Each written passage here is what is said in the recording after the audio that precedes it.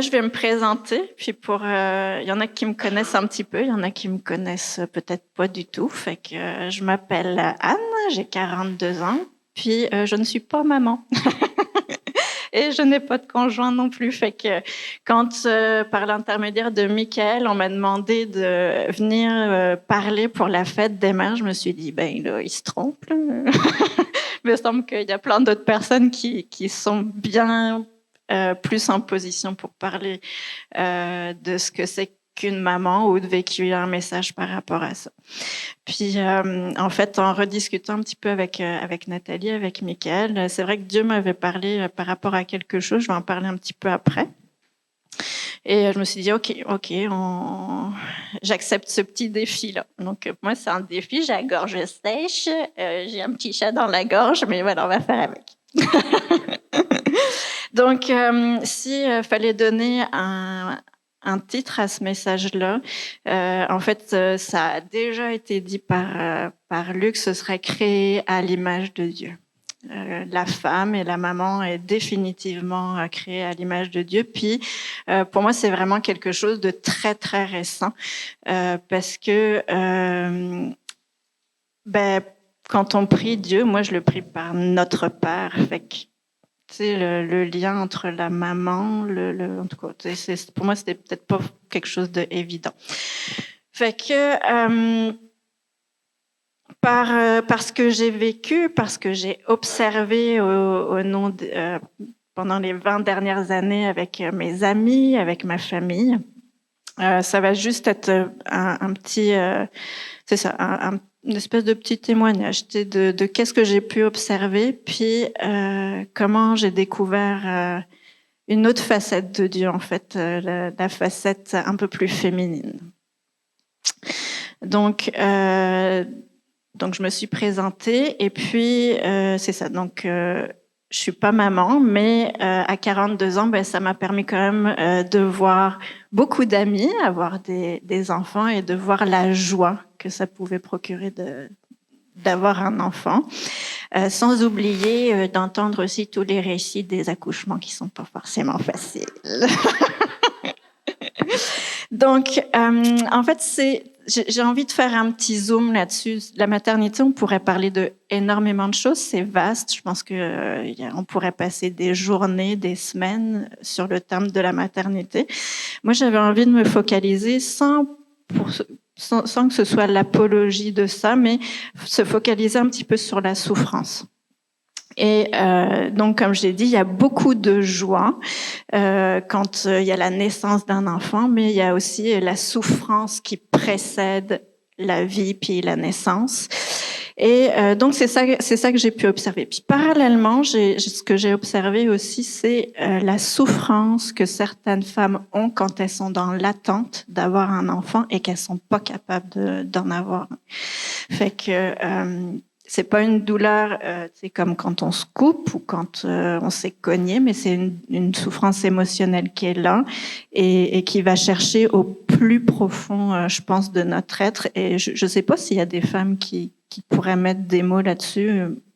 Moi, je l'ai vu, je l'ai entendu, puis je l'ai moi-même vécu parce que j'ai eu un désir d'enfant entre l'âge de... Il y en a, ça va être à partir de l'âge de 20 ans ou plus jeune. Moi, je dirais que c'était entre l'âge de 37. Ah, c'est gentil, merci. Ah, c'est vraiment fin, merci Sylvie. Entre l'âge de 37 et 41 ans, j'avais vraiment le désir d'enfant. Puis, faut quand même un conjoint. Bon, il y a d'autres choses hein, maintenant. Il y a la fécondation in vitro. Il y a pas mal de choses, mais il y a ce désir-là. Puis, je pense pourquoi il y a ce désir-là. En tout cas, pour moi, c'était parce que j'avais envie de donner. J'avais juste envie de donner de l'amour. Puis, je pense que pour beaucoup, en tout cas dans notre génération, je vais pas embarquer dans d'autres générations qui ont vécu d'autres choses, mais de ce que j'ai observé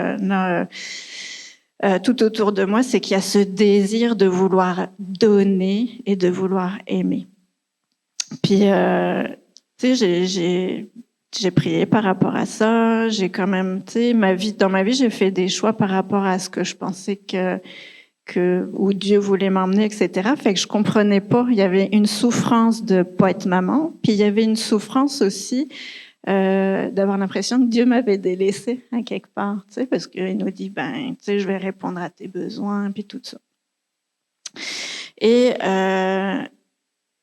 en fait, il y a un moment l'année passée où, alors Dieu nous parle d'une manière et d'une autre pour chacune. Moi, c'est souvent par la Bible, par la parole que Dieu me parle. C'est souvent assez, ça me vient comme en pleine face, là. Puis, je vais lire un petit passage du chapitre 54 d'Ésaïe.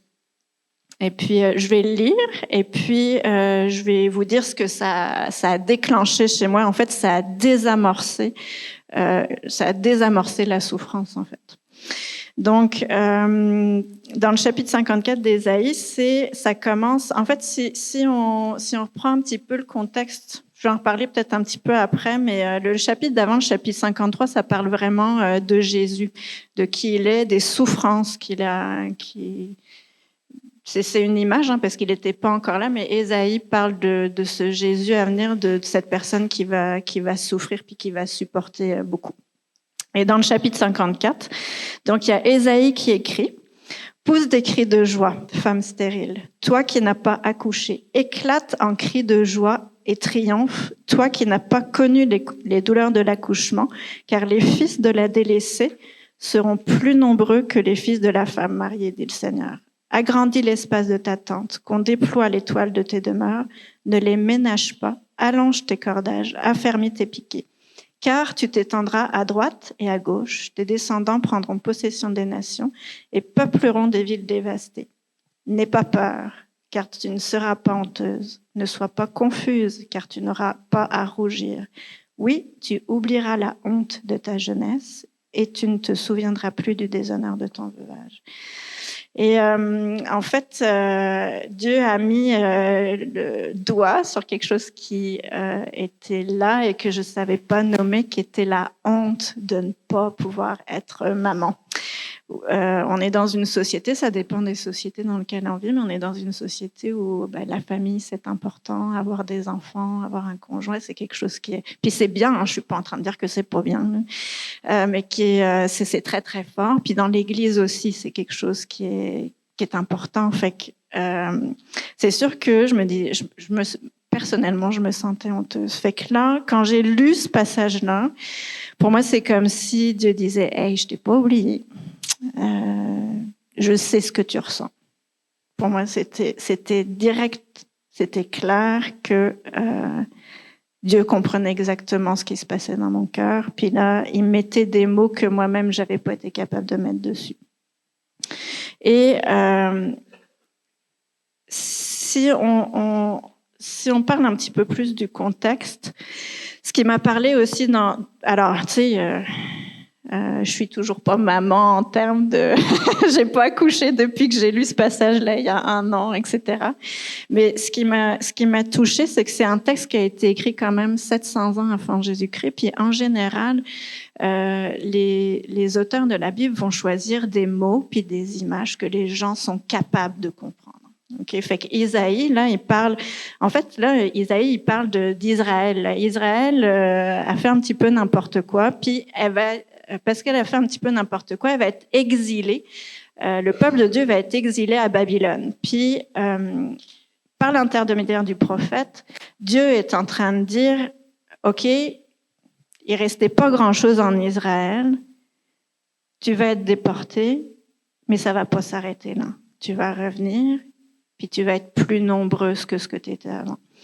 Fait que, donc ça, c'est pour le petit contexte historique, parce que quand Ésaïe a écrit ça, il l'a pas écrit pour Anne en 2020, mais il a utilisé quelque chose qui était très fort déjà à l'époque, qui fait que, donc c'est pas juste Anne, ou c'est pas juste quelques femmes qui ont cette souffrance d'être stérile, mais c'est quelque chose qui existe déjà depuis peut-être simplement la nuit des temps, cette souffrance-là, tu sais, 700 ans avant, on peut déjà lire les personnes qui lisaient ça, tu sais, puis c'est un homme qui écrit ça, là. Pousse des cris de joie, femme stérile, tu sais. Même cet homme-là était capable de voir que chez la femme qui n'avait pas d'enfant, ça créait quelque chose de triste, puis que la naissance pouvait pouvait engendrer de la joie. T'sais. Bon, fait que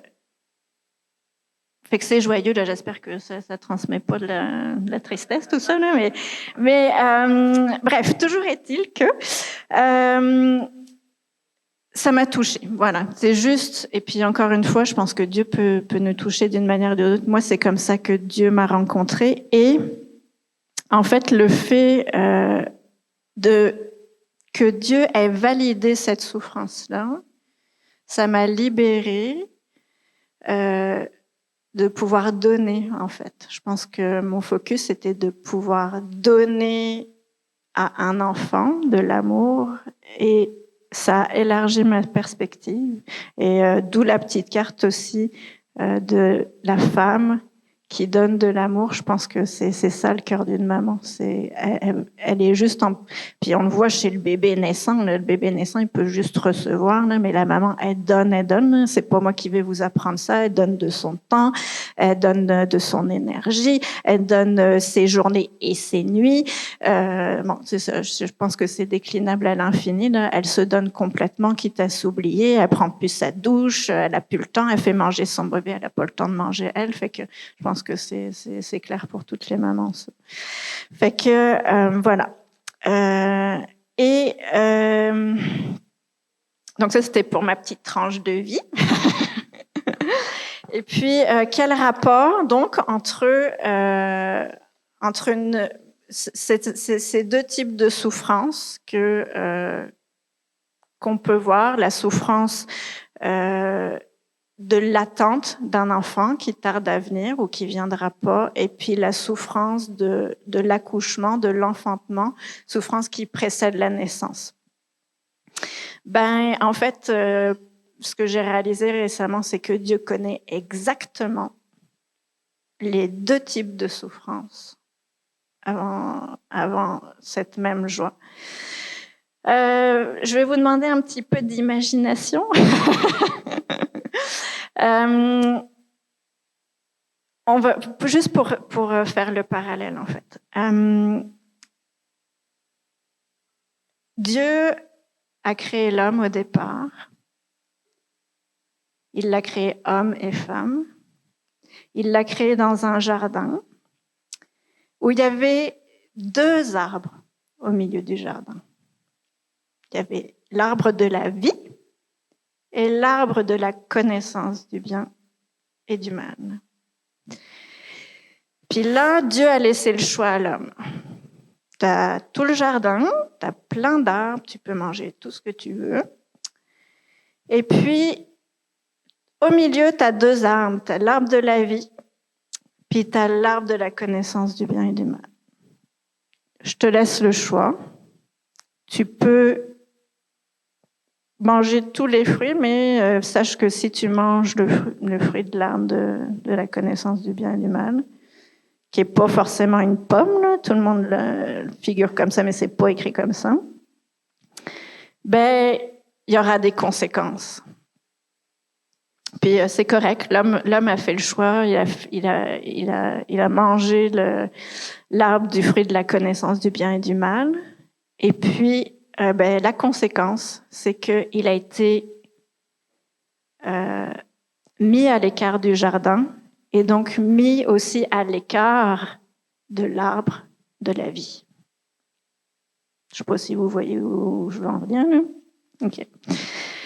Fait que là, il y a quand même une descendance. Il y a Dieu qui est là, qui aime, qui a créé la terre parce que je pense qu'il a ce côté comme la femme de vouloir donner, de vouloir aimer. Fait qu'il est là. Il veut donner, il crée la terre, il crée l'homme, il crée la femme. Il veut une descendance qui soit à son image. Bon, sauf que là, il y a un petit raté. Adam et Ève se retrouvent à faire leur propre choix, fait qu'on va passer rapidement les étapes. Donc, on a Adam, Ève, Abel, Caïn, etc. Puis, on voit au fil de l'histoire que ça se passe quand même pas très bien, cette histoire-là. Tu sais, il y a des meurtres, etc. Puis, ben, tu sais, Dieu, il attend que qu'il y ait le bien, il attend que l'amour se développe parce qu'il est amour, puis c'est ça qu'il avait prévu au départ, puis ben ça vient pas tout à fait. Fait que quand est-ce que cette attente-là, elle a pris fin?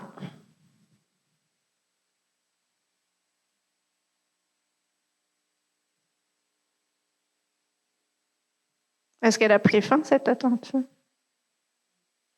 Oui, elle a pris fin. Elle a pris fin quand Jésus est venu, en fait. Jésus avait envie de donner complètement ce qu'il était, son amour, puis à cause du choix que l'homme et la femme ont fait, il y a eu une rupture entre la relation de Dieu et les hommes. Fait que Dieu pouvait pas donner tout l'amour qu'il avait envie de donner. Il pouvait pas être en relation complète, comme un enfant puis sa mère peut être en relation complète à l'intérieur au début, puis après une relation d'intimité très proche au début. Et donc il y a cette attente, puis il y a la venue de Jésus. La venue de Jésus permet de rétablir ce qui a été prévu au commencement, la relation entre Dieu et l'homme et la femme, et ainsi de pouvoir recevoir tout l'amour que Dieu veut nous donner. On est vraiment chanceux de vivre maintenant, parce que si on avait vécu avant la naissance de Jésus, il y avait quelques hommes, quelques femmes qui recevaient l'Esprit, qui comprenaient, qui avaient des élans de révélation, mais je pense pas qu'ils pouvaient bénéficier de tout ce que nous, on peut bénéficier aujourd'hui. Et puis, donc, on a dit qu'il y avait deux types de souffrance, celle de l'attente, parce que maintenant, la relation, elle est complètement renouvelée. Fait que à chaque fois qu'on reconnaît Dieu comme notre Père au travers de Jésus, ben on est à nouveau des enfants avec notre Père. Tu sais. Puis donc ça c'était le premier type de souffrance. Le deuxième type de souffrance, est-ce que Dieu connaît la souffrance avant l'enfantement?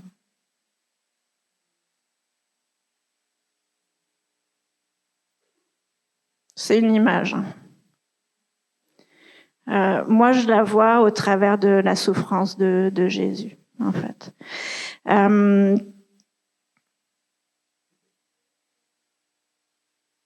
Jésus nous donne la vie, et juste avant de nous donner la vie, il a cruellement souffert.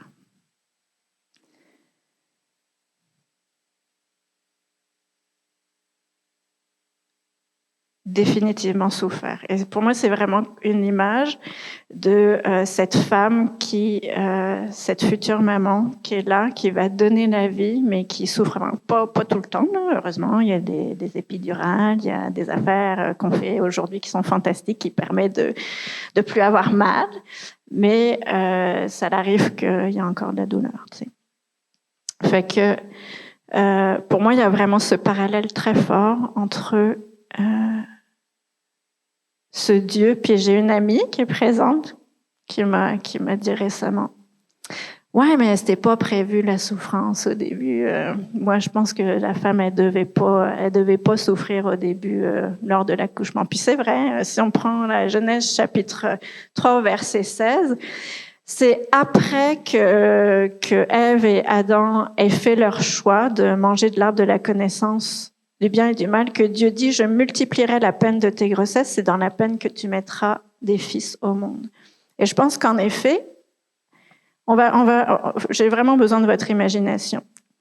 Imaginons que Ève et Adam aient pas mangé l'arbre de la connaissance du bien et du mal. Ben, il n'y aurait pas eu besoin du sacrifice de Jésus. Il n'y aurait pas eu besoin de la souffrance de Jésus. Je ne sais pas si vous voyez un petit peu ce que je veux dire. C'est un peu difficile à expliquer. Pour moi, c'est clair dans ma tête, mais un monde où il n'y a pas de souffrance, où il y a une relation complète. On passe de l'autre côté. Il faut le rétablissement pour à nouveau avoir la vie. Ça passe par la souffrance, puis il y a la vie. Alors que je pense que Dieu, au départ, il aurait voulu nous éviter tout ce passage de long. Ça aurait été plus simple de ne pas souffrir, mais c'est une conséquence de nos choix, finalement. Fait que c'est un petit peu ça que j'avais envie d'apporter. Mais sur une note, ça paraît triste, mais je trouve que ça ne l'est pas. Dans le sens où, pour moi, ça me fait du bien de savoir que j'ai un Dieu qui me comprend. Ça me fait du bien de savoir que dans ce que je vis, dans ma féminité, je suis complètement comprise par Dieu, que ce soit dans la souffrance d'un accouchement, que ce soit dans la souffrance d'une attente d'un enfant, ou que ce soit dans toute autre chose, et les joies aussi, parce que pour lui, Dieu, c'est une extrême joie de voir un enfant naître. Pour nous, c'est une joie, et c'est encore plus une joie quand on est complètement réconcilié avec lui. Fait que c'est cette facette de Dieu que j'avais peut-être essayé d'envie de vous montrer un petit peu. Et puis, on a un Dieu formidable qui est bien au-delà de ce qu'on peut comprendre puis imaginer. Voilà, c'est tout. Donc, on est dans la série « Voir comme Dieu voit ». Et Dieu nous dit ce matin qu'il nous voit comme des femmes inébranlables. Quel que soit ce qui se passe dans votre vie, femmes, hommes, et l'Église en vit beaucoup ces temps-ci, c'était clair dans ma tête ce que le Seigneur me demandait de partager ce matin, inébranlable. Donc, c'est ce qui va nous suivre tout au long de ce petit partage. Et puis, lorsqu'on dit inébranlable, dans la définition du Larousse, c'est qu'on ne peut ébranler, dont on ne peut compromettre la solidité. Et si on parle d'ébranler, ça veut dire qu'il y a des affaires qui viennent essayer d'ébranler. Il y a des secousses qui viennent, il y a des tempêtes, il y a des vents violents, il y a des personnes qui peuvent essayer de nous pousser du rocher sur lequel on est planté. Et c'est exactement ça, ce qui signifie la persécution. C'est quoi la persécution? Ça provient du mot grec qui signifie dioko, qui signifie rechercher avec détermination de vous faire lâcher. C'est pas juste rechercher un petit peu, c'est vraiment avec détermination de vous faire bouger, de vous faire lâcher, de vous faire céder, de vous déstabiliser. Chères femmes, chère maman, cher homme, est-ce qu'il y a quelque chose aujourd'hui qui essaye acharnement de te faire déstabiliser? Que ce soit d'aujourd'hui, que ce soit d'il y a un mois, que ce soit de plusieurs années. Si c'est le cas, alors sache que tu es toujours disciple de Christ. Le Seigneur nous dit dans la parole, dans 2 Timothée, est-ce que le PowerPoint va m'aider?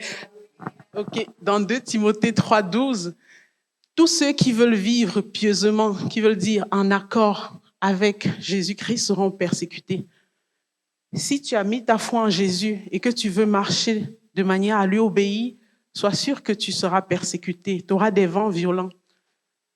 Et dans Jean 15:20, le Seigneur nous dit, souvenez-vous de la parole que je vous ai dite. Le serviteur n'est pas plus grand que son Seigneur. S'ils m'ont persécuté, ils vous persécuteront aussi. S'ils ont gardé ma parole, ils garderont aussi la vôtre. Il y a tellement de passages dans la Bible qui en parlent. Il y a un suivant qui est dans Jean encore. Le Seigneur dit, je vous ai dit cela afin que vous ayez la paix en moi. J'ai surligné afin que vous ayez la paix en moi parce que c'est ce que le Seigneur désire. Quel que soit ce qui vient nous essayer de nous balancer, il veut qu'au plus profond de nous, on ait la paix. Il nous annonce d'avance, vous aurez à souffrir dans le monde, mais prenez courage, moi j'ai vaincu le monde. moi, j'ai vaincu le monde. Est-ce que quelqu'un peut le dire avec moi? Est-ce qu'on peut le dire ensemble? Moi, j'ai vaincu le monde. Pensez à votre situation qui vous déstabilise, une ou plusieurs, et dites, moi, j'ai vaincu le monde. Amen.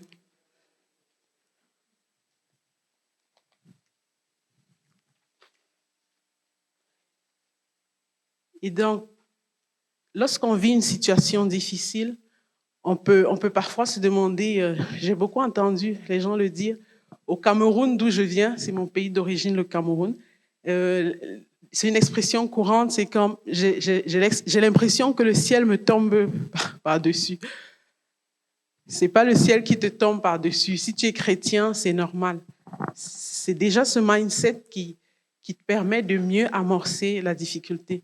Quand la situation vient, il n'y a pas quelqu'un qui est en train de t'attaquer. Il n'y a pas Dieu qui est contre toi. C'est pas même toi-même, parce que parfois on pense que c'est tellement les conséquences de nos mauvais choix. Mais parfois, ça peut être vrai comme non. Et même si c'était vrai, même si c'est un mauvais choix qui t'a entraîné dans la situation actuelle, si tu as mis ta vie en Christ, tous tes péchés sont pardonnés. Toutes tes fautes ont été effacées. Tes faiblesses sont transformées. Ce n'est plus toi qui vis, ce n'est pas par ta force, mais c'est la force du Christ qui vient en toi. Tes erreurs, t'en as faites, oui, c'est correct. Tu es pardonné par le sang de Jésus et tu retournes. Ce n'est ni Dieu qui est contre toi, ce n'est même pas tes mauvais choix rendus là, ce n'est ni ton conjoint, pour nous les dames, c'est pas ton conjoint, on le comprend, hein? Ce sont pas tes enfants, c'est pas ton patron, c'est pas tes collègues, c'est pas qui que ce soit, mais il y en a un. Il y en a un qui est l'ennemi de ton jardin. Il y en a un qui essaie de te blesser le talon. Il y en a un qui chaque jour, et surtout à la fin, hein, on va le lire tantôt dans le passage juste avant celui que Anne a lu dans Genèse 3,15 pour le voir. Donc déjà, changeons cette mentalité-là, comme quand il y a une situation qui arrive, il n'y a pas une victime. Ève avait dit, c'est Adam. Dieu a demandé à Adam, Adam a dit, c'est pas moi, c'est Ève. Ève a dit, c'est l'ennemi. Il n'y a pas un bouc émissaire, il y a un seul bouc émissaire, c'est l'accusateur des frères, c'est l'accusateur de nos âmes et c'est l'ennemi. Celui que la Bible appelle aussi le serpent ancien. Merci Sylvie et Anne qui m'a transmis la bouteille. Alors, donc, on va regarder dans la diapo, dans le texte de Michée 4 au verset 9. C'est dans un contexte où Jérusalem, les enfants du peuple de Dieu, vivent des difficultés vraiment terribles. Et Dieu qui les visite, il annonce aussi ce qui va arriver par la suite. Si vous lisez ce passage de Michée 4, c'est vraiment beau. J'ai pris cette version de français courant parce qu'elle m'a vraiment percuté. Ça dit, pourquoi poussez-vous ces cris maintenant, peuple de Jérusalem? Pourquoi pousses-tu des cris, femme? Pourquoi pousses-tu des cris, Église de Christ? Pourquoi vous tordez-vous de douleur comme une femme qui accouche? Si vous avez vu une femme qui accouche, ça se tord. Ça se tord, ça bavarde, ça dit des choses pas très belles parfois. Et le Seigneur nous dit, je l'ai mis en rouge, n'avez-vous plus de roi? Vos conseillers sont-ils morts? Et le Seigneur nous pose la question tantôt. Luc nous a parlé du Saint-Esprit qui a été oublié. Le Seigneur nous demande ce matin, nous qui l'avons reçu dans nos cœurs, est-ce que le Saint-Esprit que je t'avais donné, il n'est plus là ou n'as-tu plus le Saint-Esprit? Jésus n'est-il pas mort à la croix? On a parlé des clés, que Laurent nous parlait de la clé de la croix. N'avons plus nous de clés, n'avons plus nous de conseillers. C'est ce que le Seigneur nous demande.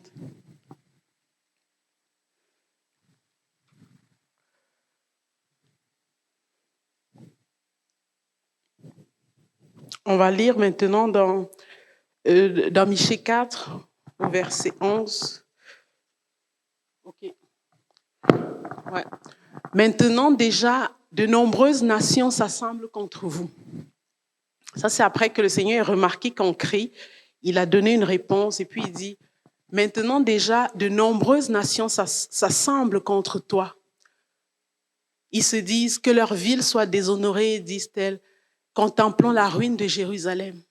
Il y en a beaucoup qui regardent et qui contemplent et qui essayent d'attendre votre ruine. Il y en a un qui vous a blessé le talon et qui attend et qui voit comment vous allez vous écrouler. Mais j'aime tellement le verset 12. Ces gens ne savent pas ce que le Seigneur a décidé. Ils ne comprennent pas son intention. Il veut les rassembler comme des gerbes de blé à l'endroit où elles doivent être battues. Pendant que l'ennemi vient d'essayer de vous blesser le talon, il ne sait pas que c'est là l'endroit de sa destruction. La parole nous dit, c'est des gerbes de blé qu'on a ramassées de toutes parts et qu'on met à vos pieds, à cet endroit où elles doivent être battues. Debout. Là, on parle à une femme qui est sur un lit et qui veut accoucher, une femme qui se tord de douleur. On lui dit debout. Et quand le Seigneur dit debout, il te donne en même temps la puissance de te lever.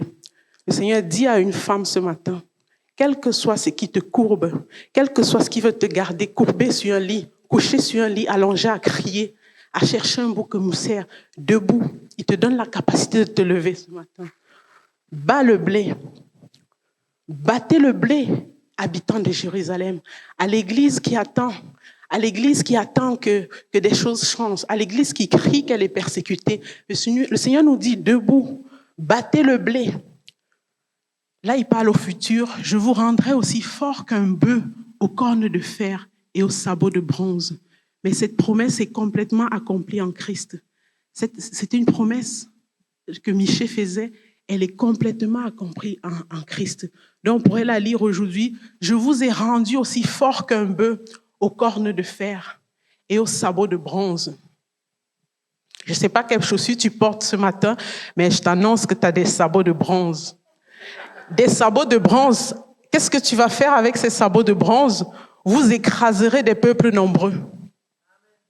Ces peuples qui attendaient de contempler votre ruine, vous allez les écraser. Et le riche butin que vous prendrez, vous me le réserverez à moi, le Seigneur, le Maître de la terre. On va revenir voir dans Genèse 3 au verset 15. Où est mon téléphone? J'ai-tu pris mon téléphone? Genèse 3, verset 15, je vais lire rapidement dans ma... Je vais chercher.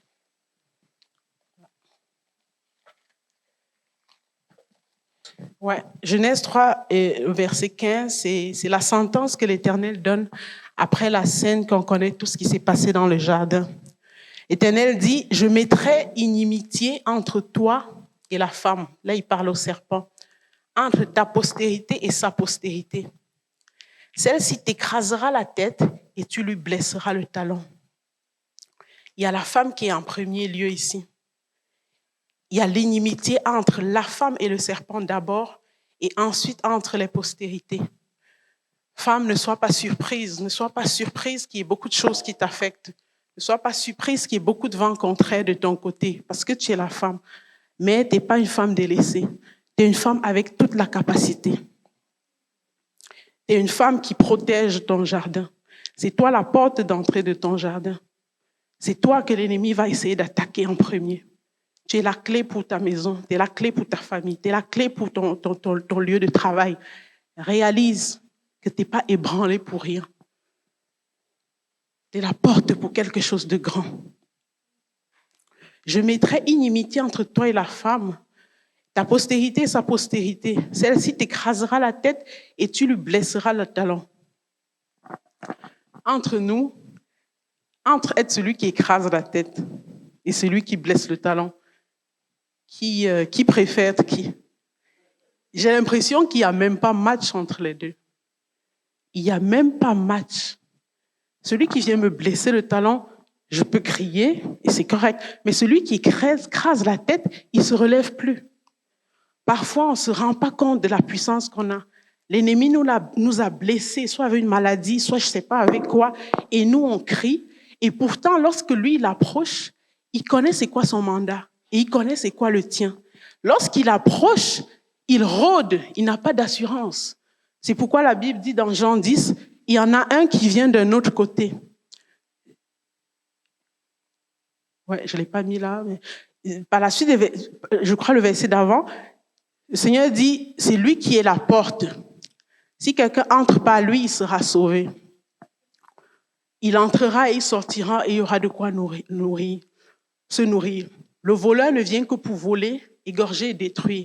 Moi, je suis venu afin que les brebis aient la vie et qu'elle ait en abondance. Et il y a un verset avant où le Seigneur dit, moi, je suis la porte et il y en a un qui vient d'un autre côté. Il vient de manière à ne pas se faire voir. Il vient de manière à te séduire. Il vient de manière, il faut être vraiment attentif pour le voir. Heureusement qu'on est femme, comme Luc nous disait, le Seigneur nous a donné une capacité particulière lorsqu'on est disposé de discerner la direction par laquelle il veut venir. Quelle que soit la manière dont il apparaît, discerne et tu as le pouvoir sur lui. Tu as le pouvoir de lui écraser la tête. Et puis on va se demander, comment est-ce qu'on écrase la tête? Je le vois pas là, je l'aurais écrasé tout de suite. Comment est-ce qu'on le fait? Je vais lire un autre texte. Un instant.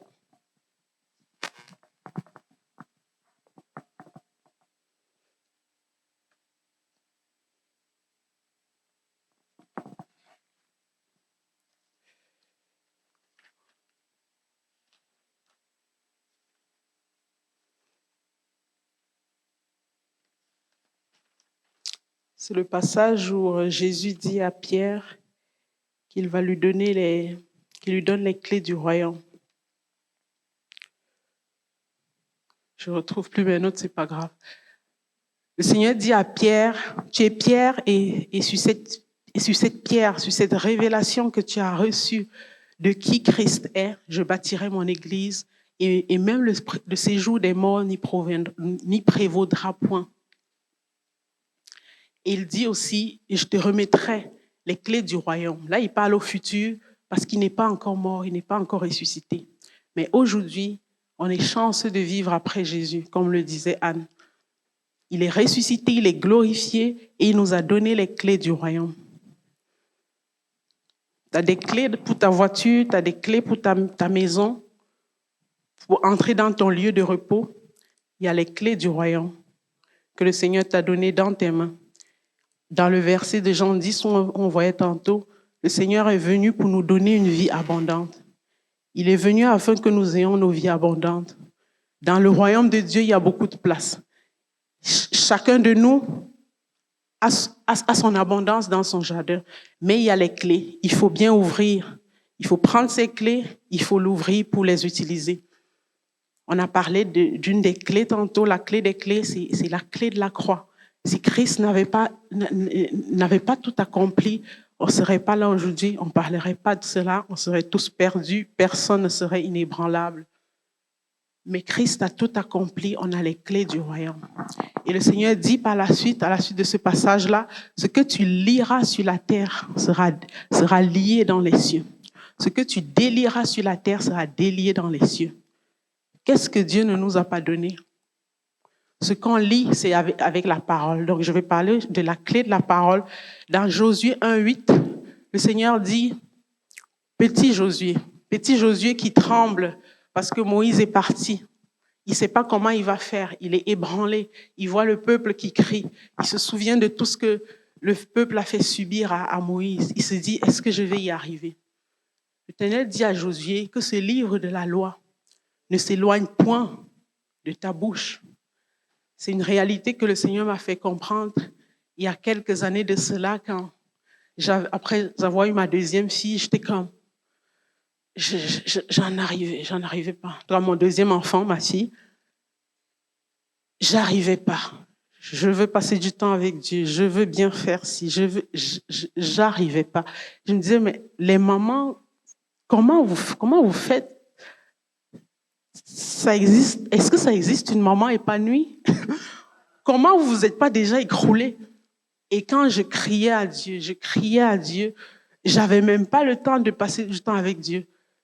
Le Seigneur est venu vraiment changer mon regard. Tu as la capacité, pendant cette période de ma vie, il m'a ouvert les yeux sur les clés que j'avais. Bélise, que ce livre de la loi ne s'éloigne pas de ta bouche. C'est pas que ça s'éloigne de ton chevet. C'est pas que ça s'éloigne de tes yeux. De tes yeux pour la méditer, oui, c'est bon, mais de ta bouche. Seigneur, je ne comprends pas tellement. C'est ta bouche. Parle la parole. C'est comme, le Seigneur n'a rien fait sans sa parole. Seigneur, Jésus disait, je ne fais que ce que mon Père fait, comme on l'a vu tantôt. Je ne dis que ce que mon Père dit. Qu'est-ce que toi tu dis, Bélise? Qu'est-ce que toi tu dis dans ta famille? Qu'est-ce que toi tu dis quand tu es fatigué? Qu'est-ce que toi tu dis quand tu penses que tu n'arrives pas? Dis ma parole. C'est par la parole que j'ai toute fait et je ne ferai rien sans ma parole. Tu as les clés, ouvre ta porte. Et c'est quelque chose qui a vraiment changé ma vie et j'en revenais pas. J'avais comme une montagne à un moment dans ma vie, montagne entre guillemets. Et puis je me dis, le passage qui dit, si tu demeures en moi, ta parole demeure, tout ce que tu demandes, je le ferai. Ok, Seigneur, je demeure. Et puis, Seigneur, s'il te plaît, enlève cette montagne. Je m'endors, je me réveille. Le lendemain, je regarde, ma montagne est là. Ok.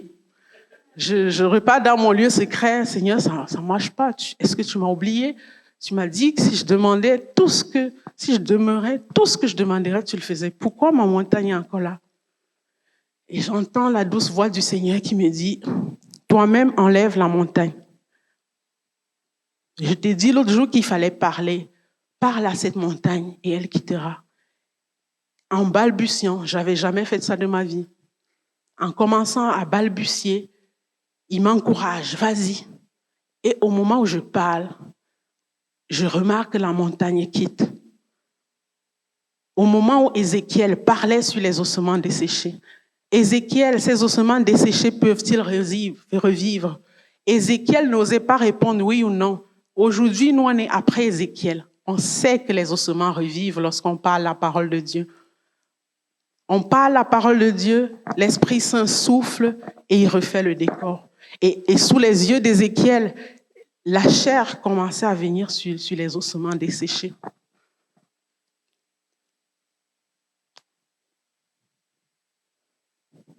Utilisons notre épée. On a beau avoir la meilleure épée du monde. On prend soin de notre épée chaque jour. Tant qu'on ne brandit pas notre épée, ça ne marche pas. On est vaincu.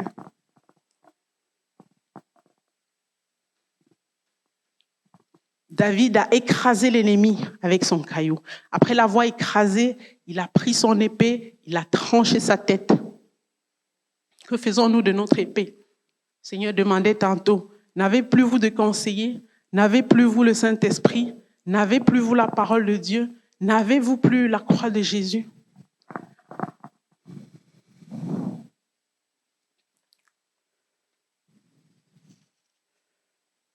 Ce matin, le Seigneur veut réveiller des guerrières. Le Seigneur veut réveiller des héros. Le Seigneur veut réveiller des guerriers qui s'endorment dans nous. On vit dans le monde, mais on n'est pas du monde. On n'est pas pareil.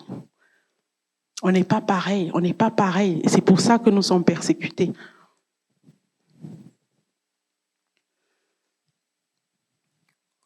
C'est un peu ça le partage que j'ai reçu. J'avais à cœur qu'on prie. J'avais à cœur qu'on prie pour les multiples femmes qui crient. Il n'y a pas que nous qui crions. Dans l'Anaudier, il y a des cris qui s'élèvent de bout en bout. Nous crions dans une espérance, mais il y en a qui crient et qui n'ont même pas d'espérance. Le Seigneur veut encore parler. Aujourd'hui, quelque chose que je recevais de manière nouvelle cette fois, c'est que nous sommes l'épouse de Christ. Je suis l'épouse de Jacques, mon mari, mais pas seulement. Je suis l'épouse de Christ. Jacques, il peut être limité à bien des égards, mais Christ n'est pas limité. Femme, que tu sois mariée ou non, homme, on a la grâce qu'en Christ, il n'y a plus ni femme ni homme. Tu es l'épouse du Christ. Et l'épouse du Christ, Christ c'est la vie. L'épouse du Christ ne peut pas être improductive. Les entrailles physiques, les entrailles spirituelles, le Seigneur veut élargir nos entrailles. Un passage que Anne a lu tantôt aussi, élargissez l'espace de vos tentes. Ouvrez-vous à la vision de Dieu.